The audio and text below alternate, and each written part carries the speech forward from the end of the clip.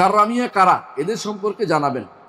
কাররামিয়া একটি ফেরকা, যারা কাররামিয়া ফেরকারা বলে যে ঈমান হচ্ছে শুধুমাত্র মুখে মুখে বলার নাম,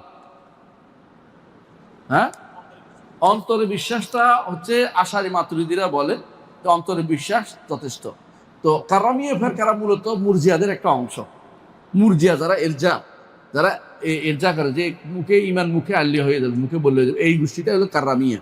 এই কাররামিয়া ফেরকার আরো কিছু আকীদা আছে, তবে তারা এমনকি তারা মনে করে যে আল্লাহ তাআলা, আমরা কি মনে করি, আমরা মনে করি আল্লাহ তাআলা তার তার মানে ভবিষ্যতে যেটা হবে, আমরা যেটা এগুলিও আল্লাহ তাআলা সবই তিনি আগেও করেছেন, এখনো করেন, ভবিষ্যতেও করবেন।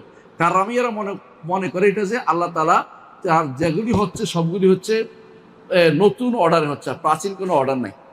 আর আশারি মাতুরিদে বলে সব প্রাচীন অর্ডার হচ্ছে, নতুন কোনো অর্ডার নেই। আর আমরা বলি আল্লাহ আগেও অর্ডার দিয়েছেন, এখন দিয়েছেন, ভবিষ্যতেও দিবেন। কথা বুঝছেন কিনা? এটা এই কাররামিয়া ফেরকাদের আরো কিছু পদভ্রষ্টতা আছে, এগুলি সবই ইমাম আশারি রহমতুল্লাহ তার মাকারাতুল ইসলামিন উল্লেখ করেছেন। তো সেখান থেকে আরো বিস্তারিত জানবেন।